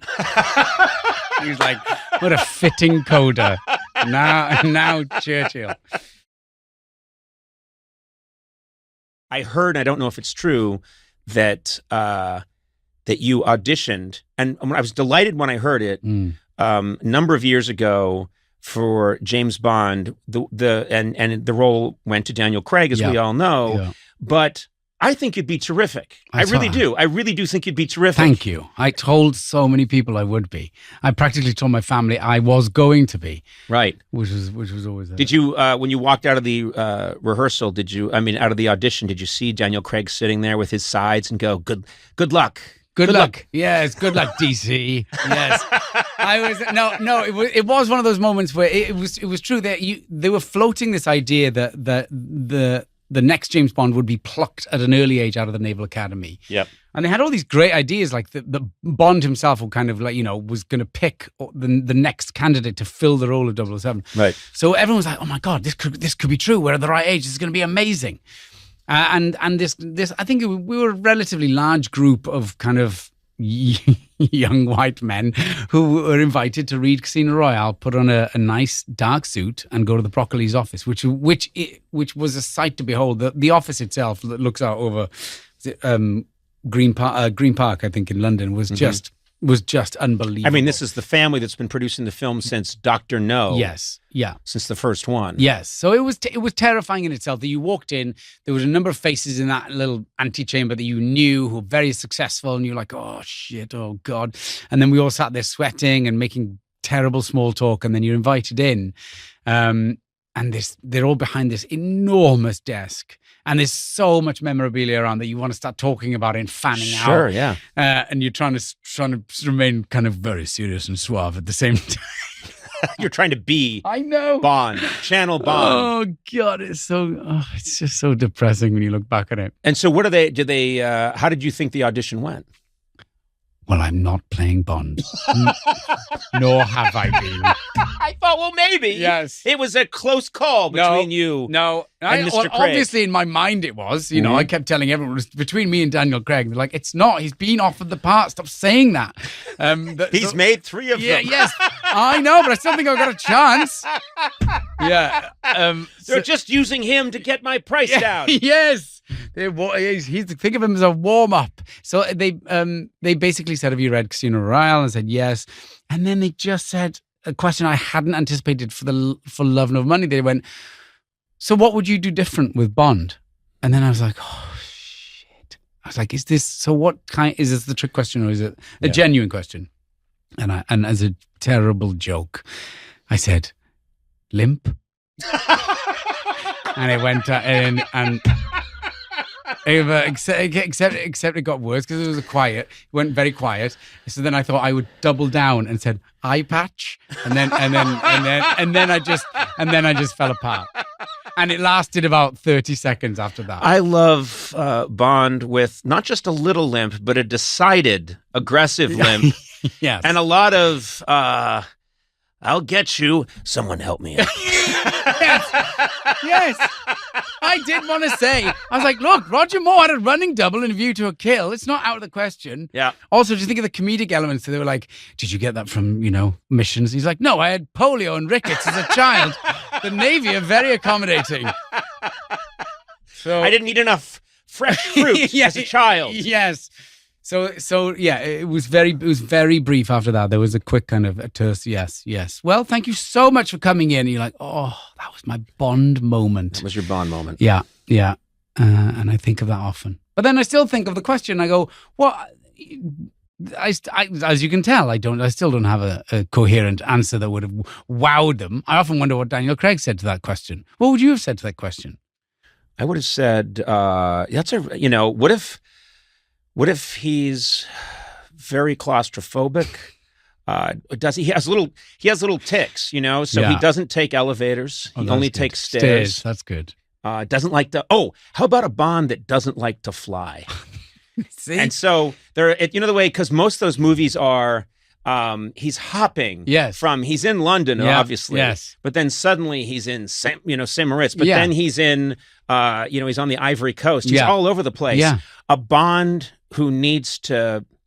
It's in his contract. I don't fly. Yeah, that's good. So it's long boat rides. Yes. Or trains. Yes. Trains and then boats. Yeah, so you're always cutting to him in travel, exhausted. Yeah, and M is always saying, well, is Bond there? Well, no.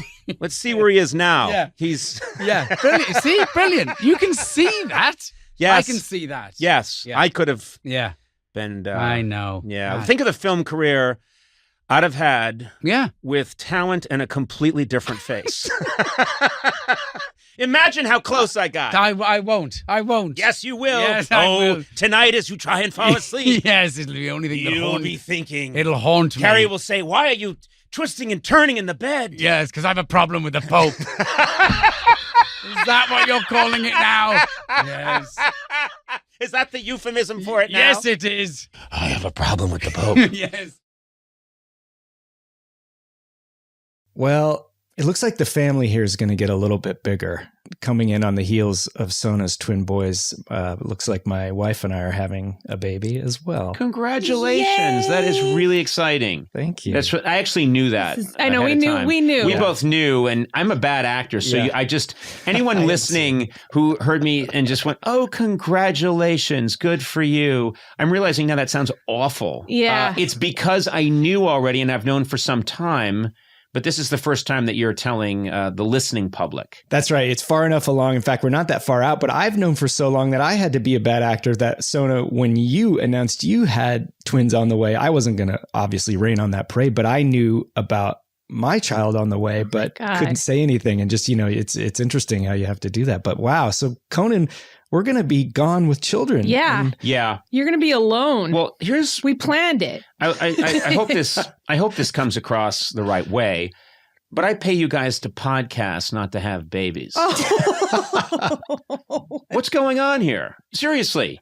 Everyone's like, oh, thanks for the check, Conan. They do come regularly. Oh, and something else. My partner and I had sex, and babies are coming, and we're going to leave you. But we still want those checks. Now, that seems unreasonable to me. Now, You're deflating it a little bit. I don't think so. I think there's just a little bit of deflation happening. And this is a joyous occasion, and you're talking about our paychecks. Well, I'm just trying to understand how this works from a business point of view. And I'd like to talk to some of the people in charge of the podcast, your Adam Sachs, various accountants that are hard at work at the show. They may say, well, this doesn't make sense when you go to business school, they don't tell you about this, Now, I say that as someone who never went to business school, but I used to walk around the business school sometimes, try and meet people. What? I was asked to leave. Why? I just thought it would be... Well, those people went to business school. They might know stuff, and I could hang out with them. It didn't happen. That's weird. Yeah, it was very weird, and it was a bad period of my life. I was a business school groupie. I didn't go. I just hung out near the library. But my point is, I don't think this is part of the organizational Team Coco flowchart. well, like Sona said, we planned this, and we also know that my daughter's going to grow up to marry one, or if not both, of her sons.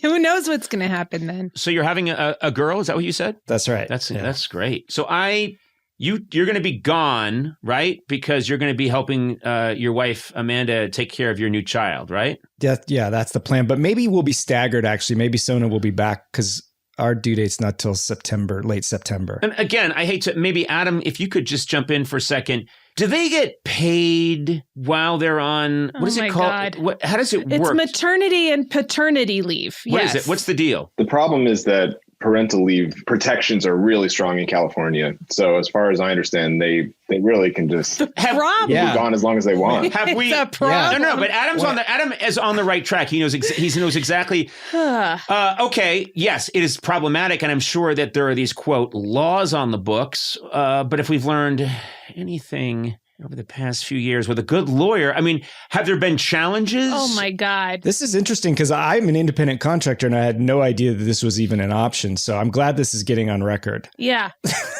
Conan, wait a minute. I think our lawyer. Oh, great. Our lawyer is available. He's coming in now. Shit. Uh-oh. You don't have to pay it if you don't want it.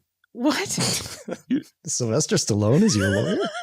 Hey, you don't have to pay it if you don't want to pay it.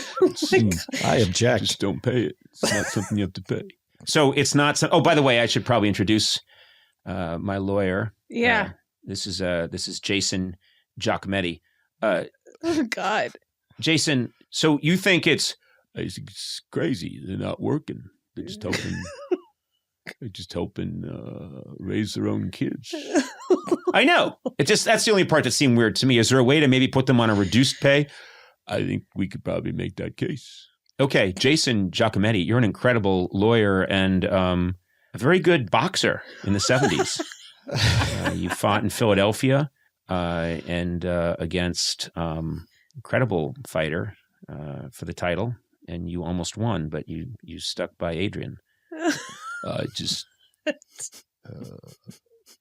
think you don't have to pay it.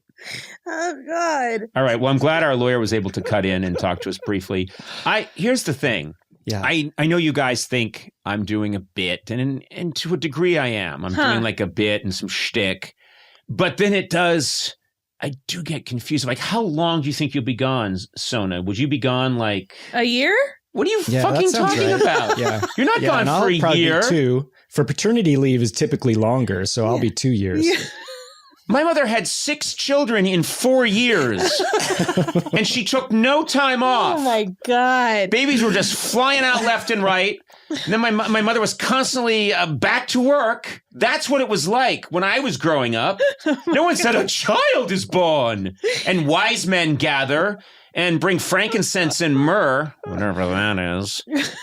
And that's back when people got excited about a spice. Can you imagine today if someone was born and you showed up at the door? I brought you some spice. Paprika. What? I brought paprika and cumin. That's what you better send us. I brought paprika and cumin. And some basil leaves. Okay.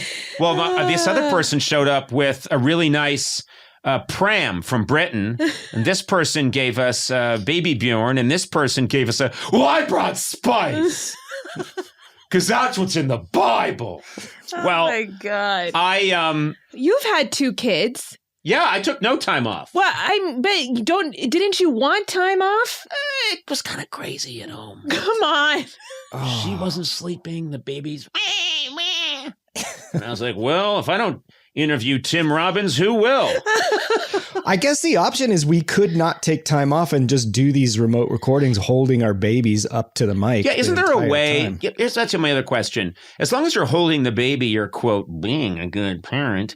And I'm sure you're a digital whiz, Gourley, with your sonic abilities. Can't you remove their crying and fussing digitally? Oh, my God. No. Mm-mm. No. If you're not going to give us leave, these babies there are going to be 3 babies screaming at the top of their lungs during the entire interview with the next Obama. What if I have to breastfeed? You'd get very awkward if I had a thing around me and then was breastfeeding. You don't even like me saying cervix. In today, stop it. Don't say cervix. It's never been proven there is such a thing. What? Science is the jury's still out on that. Oh, geez. There's no cervix. No such thing. Uterus. Placenta. Like the female orgasm, it is but a myth. I'm concerned. I'm concerned about you guys leaving me because we make such a good trio. Me being sort of the alpha, but you guys, what? Whatever. I'm the sun, and you're these, but you're very good planets that revolve around me. And oh my God. Lifeless planets, small, often. Why would we ever want time off from this? I know. I can't wait for this baby to come. I know. I can't wait. You guys are going to induce labor early. I know. Why would you want to induce at 7 months? Trust me. We work with Amanda's a monster. pregnant again? It's 2 months after she just gave birth. Well, let me be in a rare moment of sincerity. I love both you guys, and I'm very excited for both of you. You're going to be amazing parents. I do resent that you get this thing called paid leave. Still don't get that. I will, again, look into it, but I will decide for now to pretend to be gracious about it. But I'm really excited, and I promise that even without the two of you who are so great, leaving temporarily will keep the fun coming here at Conan O'Brien Needs a Friend. I will not let you down. I will not let you down, even though I've been betrayed by two of my cohorts and their need to procreate. I was talking to somebody about the podcast, and they were saying, oh, yeah, you really go at it with Gourley. And I said, well, I guess there's some passive aggression there. And he said, well, I'm picking up on the aggression, but no passivity. No. I could do with a little passivity. I'll try and work some of that in. Let me ask you a question. Sure. Are you excited when you come into work and you're going to do this, or are you just sort of neutral, or are you actively depressed? Full disclosure. In the early days, I was nervous. Oh, you were nervous? Of course I was. Yeah. Oh, I don't know. Sona movsesian? Nice. I see what you're doing. Doing the old switcheroo. I'd be nervous too. Will she be cogent? She's not here. We can talk about it. If you have rum and gummies for breakfast. Rummies? Rum. They're called rummies. Yeah. No, it's funny because I'm always in a real good mood when we come in to do this. Me too. I'm happy to do it. It doesn't feel like work. And when people tell me they enjoy the podcast, I'm always kind of delighted because I think, that's nice that you like it because it's really fun to do. It's gravy. It's gravy. Yeah. It is gravy. Because at first I didn't really know how to. You and Sona had a rapport. I was a little afraid because I didn't know how to kind of trade in that way. Yeah, because you were an interloper. Yeah. Yeah, I think that's what it was. Yeah. Yeah, we were sort of established. Yeah. And really riffed well with each other, and it was organic. And you were forced into the situation in a way that was just wrong. Yeah, and I think once I found my voice on how to really stick it to the man, yes, that's when I really started to feel like there's a three-way energy going on that I really enjoy coming here. Well, it's funny. I was saying earlier that. Joking that you were forced upon us. You were not. We're delighted to have you because you're an extraordinary voice in the podcast community, which I didn't even know. Well, I don't but know every time we have people come on the show, they're like, well, I know Gourley from, and then they start listing all these, Fez Weekly and the Magugu Report and the Jub Jub Hour with Winky and Doo-Doo. They start listing all these podcasts. Semin McGee Takes It Home. Incredible list of shows that I didn't even know about. The Cuckoo Hour. With Gorls and Goo Goo. Just for the record, the Fez one is bi-weekly. Okay, bi-weekly. All right. But anyway, you're very well known in that world, subterranean strange world. Yeah, if that. Oh, please. And I'm not. You are. People know you and they go like, oh my God, it's Gourley. And I go like, okay, really? And then they start listing again all the podcasts that you are a part of. I Got a Mining Hat, Come With Me, with Matt Gourley, Gourley's Wall of Shame. These are sounding better as you keep going. Hamina and Doo-Doo with Gourley and the Gub Gub Report. Sound like my daughter's nicknames. Yeah. But anyway, and then they go on and on and on about all the wonderful shows that they've heard you do. And I didn't realize how many you've done and how your different animal voices. And what? There's one where you talk about, all kinds of stuff that happened in Roman history. Oh, you wish. I do wish, actually. I'd listen to that. I like a good history podcast. But anyway, it's very nice. I made my bones in podcasting. What can I say? I made my bones in podcasting. It's the saddest sentence ever uttered. I made my bones in podcasting. I got in 2011. 2005, Fred. I cut my teeth when you were knee high. I cut my teeth in podcasting when you were barely shaving height. This reminds me of housing in Los Angeles because I grew up in the Boston area, and houses are old. there. And so, the house I grew up in was built in 1900, and that's just standard. Wow. That's pretty standard for that area of, right outside Boston. But and then there are houses from the 1800s. There are houses from the, 1700s around Boston. Yeah. Some from the 1600s. Full of witches. Yeah, seriously. Populating the whole area. So I live in Los Angeles, and you buy a house here. And I remember we had some problem with our house. There was like a leak, a pipe was broken or something from a root. And the guy came and he dug down and he was looking at it and he shook his head. And I said, "What's the problem?" And he went, "Well, the pipe broke that goes into the house. And, so that's got to be, we got to get in there and put a new piece of pipe because see, this tree root broke it." And I went, "Huh?" And he said, "Do you see this much?" And he went, "Well, we see it from houses like this from the mid 2005, 2006s. Jesus. And he was kind of acting like, when you get a house that was made before Obama's first term, you run into problems like this. What are you talking about? Yeah, they act like, well, you got one of these.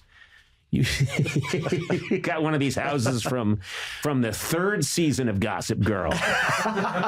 You got a 2006. Wow, we don't see many of these anymore. Because what happens here is people out here buy a house that was built in 2011 and tear it down and build a new house because they're like, "Oh my God, you should have seen it when we got it." Don't get me started. It's a shame. It is too bad. I know you live in a magical home, a gingerbread home. No. You do. It looks like a gingerbread home. It's lovely. It's lovely, and parts of it are made of gingerbread, I know. No. No. Marzipan. Well, good improv skills again. Graham cracker. No. Well, that's your improv? No. This is not improv. No. This is you berating me. No. And I'm forced to defend myself. Hey, it's the improv team of Conan and Gourley. And let's get started. Conan takes the stage. Hey, everybody. And, here's my friend here. I sure love working in this comedy factory. Don't you love, I sure love working in this candy factory. No. Gourley, are you okay? You wish you knew. All that stuff I was saying about excited to come in here, it's gone. Gourley, we sure have a difficult boss here. Isn't he funny?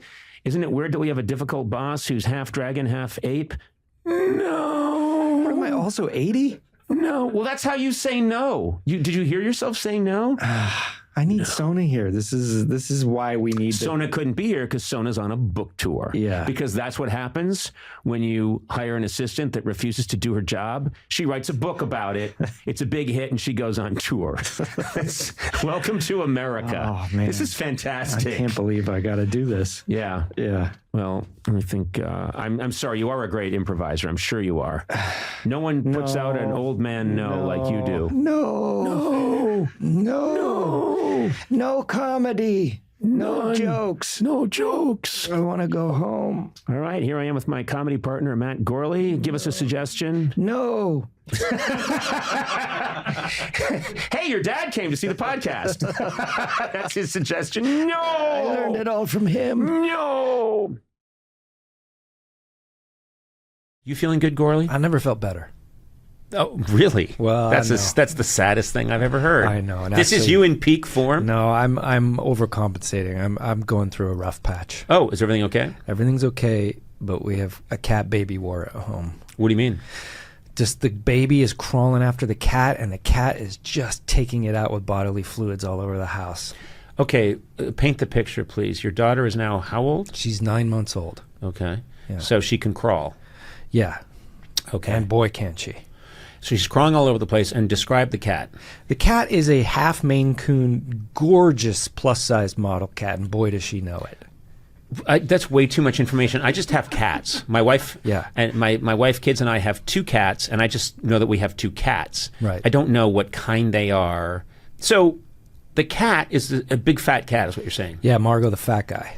Okay. So you have this cat, and everything was fine until the baby showed up.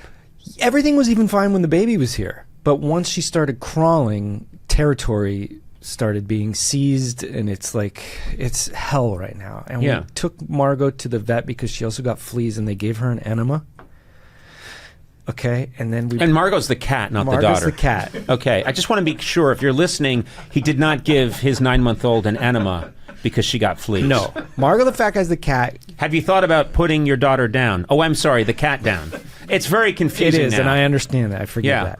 Margot the fat guy's Have the you cat. neutered your daughter? No. Okay. Wait. Is the flea cat dip, going Glenn. to go to all-girl college? Yes. Would she go to Vassar, which is now co-ed? If she can get in. Okay. She pays her own way. Margot the fat guy's the cat. Glenn, who's also called the pee-pee queen of Pasadena. They're both... You're an idiot. You're an idiot. And the Golden State Pooper. Okay. You spent all your time coming up with these cute nicknames, and this is time when you could be solving the problem. That's the issue. The issue is you could be solving the problem, but no, you're too busy going, ooh, there's Giggles, the tall cam gaggler. Well, let me write that down. What do you call your toaster? There's Toasty the That's Mosty? just Mitch. There's Toasty the Mosty. Well, I've got to use Toasty the Mosty, but first I've got to open Cooley the fridge to get the bready bread. You're living in Pee-wee's Playhouse. It's madness. Yeah, I suppose. It just happens. So what's the plan here? I want this segment to end in a real solution. Okay, good. I could use your help. Yes. Margot is, she did this to me. You can see this just railroad track of scrape down my forearm. Those are the same scratches that the murderer always shows to the police afterwards and says, look at that. Hold that up to the... That's the same... How did you get these? Oh, cat. I have a cat. Okay. Oh, and also I murdered. I fell down a flight of murder. Yeah. So we brought Margot home from the vet, and I guess she hadn't finished her enema process because What do you mean? Well, be specific. Not everything got out. And by everything I mean there was a lot in there. And so she started scratching in the corner like she was going to go to the bathroom. So I picked her up to take her to her litter box, which she's been refusing lately. And as I was holding her, she just spat out some kind of pressurized soft serve. And it's just been all over the house. And it's just been a nightmare. And what is she spitting up? not spitting up, shat. Oh, I see. Yeah, I'm sorry. I didn't mean to go there, but that's how bad this has been. What I'm saying is me being here right now is the first calm I've had in like 2 weeks. We're on the second floor in the podcast studio. It's a soundproof, insulated area, and I can hear your cat outside smashing the window open with an iron bar.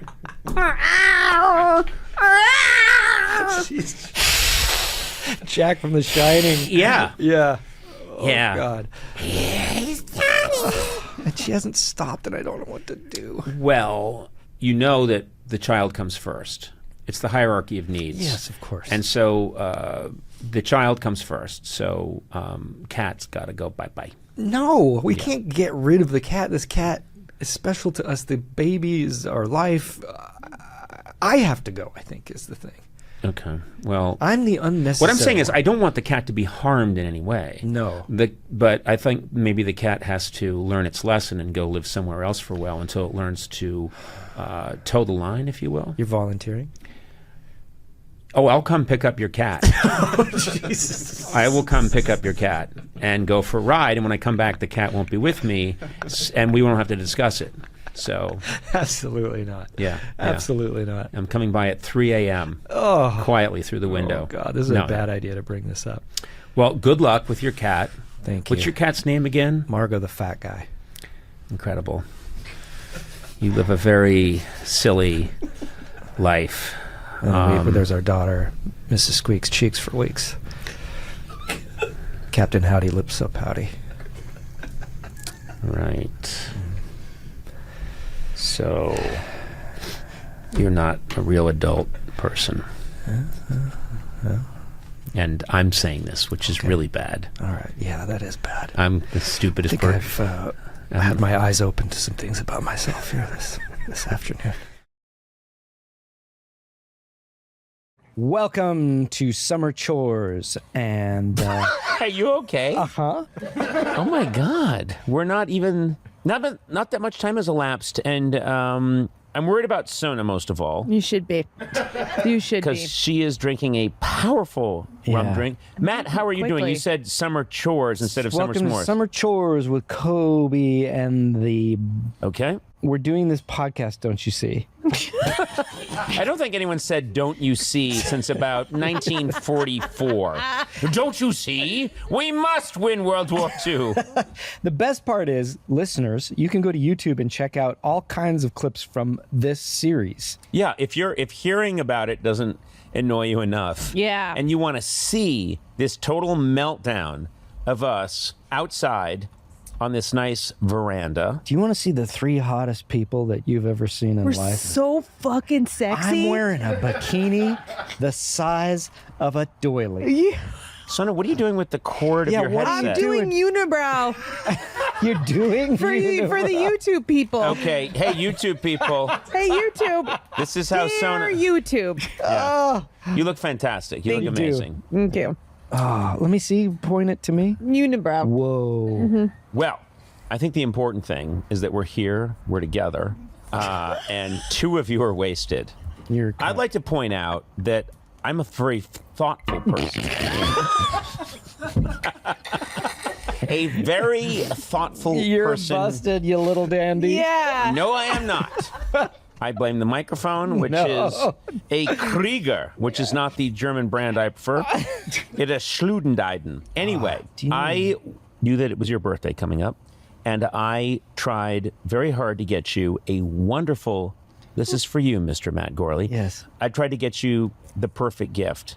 I conspired, I went online, and I found this place that would sell me mid-century vintage cocktail glasses that looked like pineapples because they have like a copper top. They're really cool looking and they have a built-in straw. And I thought, oh my God, this is so Matt Gourley and it's also so Summer S'mores. I ordered these things and paid for them. And now I would like David Hopping to enter the scene because David, I think you could maybe explain. David is my assistant who really does things as opposed to Sona who pretends to do things. Anyway, not an important David. part of the.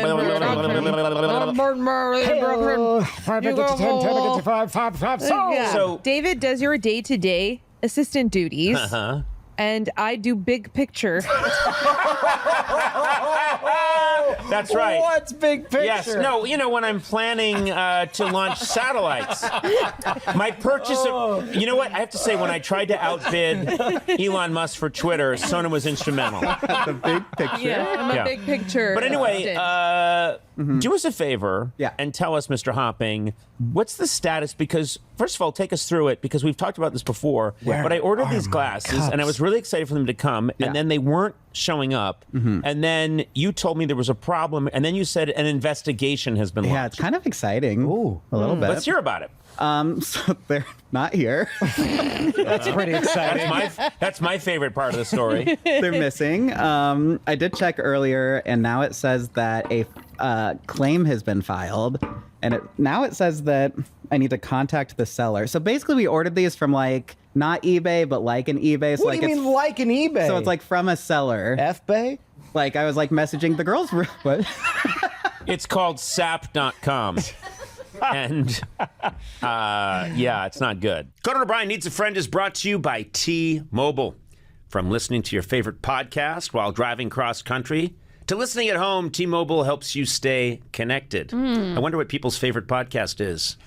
Oh, I've got some ideas. Actually, it's one idea. Yeah. You'll figure it out. T-Mobile is America's largest and fastest 5G network. You can have seamless video calling. Oh, that's good. Streaming your favorite podcast. I'm not going to say which one it is. Yeah. Downloading apps, games. Boy, you know what a gamer I am. You're such a gamer. Play Starbursters. Yeah. Or Realm of Xanos. You can watch your favorite TV episodes, classic Conan, new Conan, old Conan, mid-season Conan, as long as it's Conan. Oh, no. Find out more at T-Mobile.com/network. Fastest based on media and overall combined 5G speeds, according to analysis by Ookla of speed test intelligence data for Q1 2023. See 5G device coverage and access details at T-Mobile.com. She seems really nice, though. Can I ask you a question? Yeah. My money has gone through. Yes? Yes. So you're out of pocket at this So point. I am out of She's been pocket. paid. And David, just be perfectly honest, these weren't cheap. No. Okay. So I am out of pocket this amount of money, and yet right now we're just hearing these vague claims that there's an investigation, You know, right? like we can see every step of the journey the package went on. Like it went from Connecticut to New Jersey to something called Bell, California. That sounds nice. That's then it near was us. out for delivery and then just vanished. So now, what is that in your opinion, David? And I know that you're a very good detective. What do you think happened to the glasses? If you had to guess, do you think someone stole them along the way, or do you think it's an innocent accident? I mean, I don't want to accuse anyone of stealing, but I think they were stolen. Let's be clear. The real tragedy is I've turned 50 years old and I am weeks without gift. Yeah. And I'll tell you, I don't know how much longer I can hold on. Yeah. Well, first of all, it's not just without gift. You're weeks without twee cocktail glasses. Exactly. From the 1950s. My reason for living. Yeah, exactly. This is an injustice has been done. Good money has been spent. You know how hard I work. Yeah. And how much I deserve the money that I make. And you know that this is a crime. This is a terrible crime against a great American who has brought laughter to people for 30 years. Makes it about himself. When do we expect a resolution? Yes, thank you, David. Oh, you know what, Matt? I apologize. I did momentarily make it about myself. Yeah. And I'm sorry. And I just want you to know that Conan O'Brien is sorry for the loss of the glasses that Conan O'Brien. When can we expect a got resolution? The For your investigation was supposed services to on end Conan 2 O'Brien days Needs a ago. Friend. 2 days ago. And there's no update. What investigation? There's no It Inspector says there's an Clouseau out there. investigation. Who's investigating? Yeah. The UPS is investigating themselves.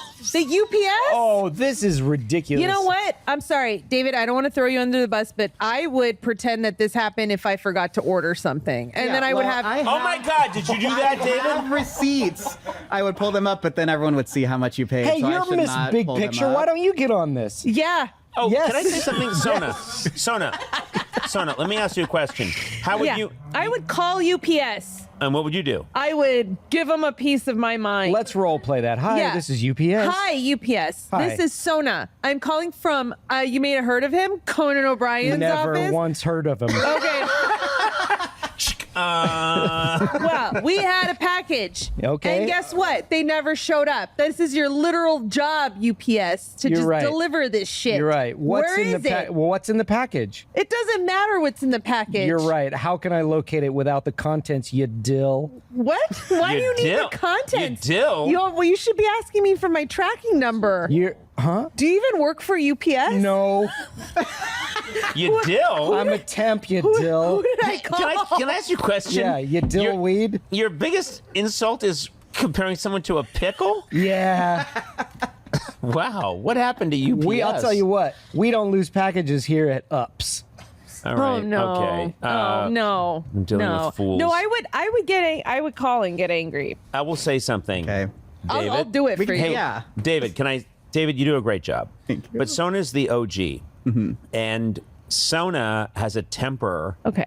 that is off the charts. Get on this. Sona, It Sona. started nice. But Sona, I am saying a positive thing, which is I used to hear Sona get on the phone half the time for me to try and find out what had the gone time wrong for he's me. trying to show and then you that I half did the a lot of personal No, and she calls. would get stuff done, and then half the time, or maybe 80% of the time, it would be saying to someone in LA County, I know I went too fast and you gave me a speeding ticket, but you can't F with me. Sona's good at getting out of speeding Oh tickets. my beat God, every no speeding one gets ticket. out a speeding ticket like Sona. Yeah. I have a spotless record, and I've skill. gotten a lot of tickets. So you're admitting that you did speed, I did. and so you have I'm sorry. When was the date the radar gun was last calibrated? Those are the questions you ask when you fight tickets. You say, "Hey, how far were you from my car? Where were you parked? Were Sona? you parked there for a long Sona, time?" you're insane. No, this is I've gotten actually. I've gotten out of Matt, every I'm ticket. telling you, I would hear this stuff on the phone, and she got out of every single ticket. And I hear her saying things like, "My car's coated in aluminum." So no radar beam can. And it was just amazing, and I she don't always care. got out of it. It's just not worth it. I got out of a red light camera ticket. They had a video of me going through the red, and I still beat that How did you get ticket. out of it? Because I fought it, and then it got denied. Then I fought it again. Then it got denied. Then I went to court, and they lost the video. Why aren't you putting this amount of energy into my goddamn glasses? No, That's- I Sona, could do seriously, David, you do an amazing job. But I think if Sona was on this, those glasses would be here in 40 seconds. Yeah, I could call and because she yell. would go total crazy apeshit on them in a way that, listen, I don't wish this on you, David. I don't want you to become a monster. But Sona is a monster. Are and she would... you complimenting me? I don't understand what's happening. I think you're an incredible. I think when King Kong got to the top of the Empire State Building and swatted those biplanes down, it was amazing. You are an out-of-control, insane person. You're the Kraken. But guess what? You're an amazing Kraken. You're the Loch Ness Monster on crack, and you get it done every time. What is this? I don't know if I should say thank you. Get me my Just say glasses. thank you. I don't want to say. I don't know. I don't feel complimented. You will once the drink wears off. Yeah. Hey there. Welcome to Conan O'Brien Needs a Friend. Why are you laughing? Why? Why are you laughing? I don't know. Your voice always gets to a point. Because, can I say something? What happens, I think, I know what you're going to say, when I'm just talking in the moment, I'm myself. Yeah. But whenever you guys say, now it's time to start the podcast, I get in my head and I go, what do I do? I want Matt to do an What do I impression because I think he knows. Okay, so tell me we're going to start the podcast. Okay, you're Conan now, and I'll be Matt Gourley. I'm just put down my banjo and my antique felt hat and my best Truman doll. Here we go. Put that over there. Okay. And then Conan, you should probably start the podcast now. Silence, quiet. Murderer. Murder. I do say, why do I say murderer all the time? Murderer. All right, so then, okay, come on, Conan. And then you take I'd say 30 seconds and you just go quiet and still like you're meditating. And then you finally come out of it and go 8 registers deeper than your normal voice. Hello there. Welcome to Conan O'Brien Needs a Friend. Is it that bad? Is it that bad? I'm not done yet. Oh. The podcast where I con people into being my friend, and then you emerge into yourself. Because it takes me... Yeah. It takes me a couple of... I know. No, it's not bad. It's not at all. bad. It's not. No. It but is I'm very self-conscious brief. about it now. It's this moment of time. I think it's that 30 seconds you take to think about it where you go into broadcaster mode when you just got to be old Conesy O'Brien and get out there. Conesy O'Brien. Yeah, I don't ever want to be Conesy O'Brien. But you're right. I get into my head and I think, what is this we're doing now? And then I look and there's this giant microphone in my face. And suddenly I feel like I'm supposed to be professional. And I go, hey, Conan O'Brien. And immediately I know I'm not being my authentic self. And then Sona says something that enrages me. And I say, murderer, silence. Yes. And then suddenly we're back to this normal voice. Let's try it if you don't think about it. 1, 2, 3, go. Hey, Conan O'Brien here. If Conan O'Brien needs a friend, we're seeing a lot of traffic downtown on the 405. If you're going to merge with the 101, make sure you stay in the left lane. We're going to check in now with Scotty Joe. Scotty Joe, what's going on? Hey, Scotty Joe here. I got my puppet, Mr. Quiggles. Well, we'll check back in with you guys later. Scotty Joe and Mr. Quiggles. You're listening to COB and the Chill Chums. You're listening to COB and the Chill Chums.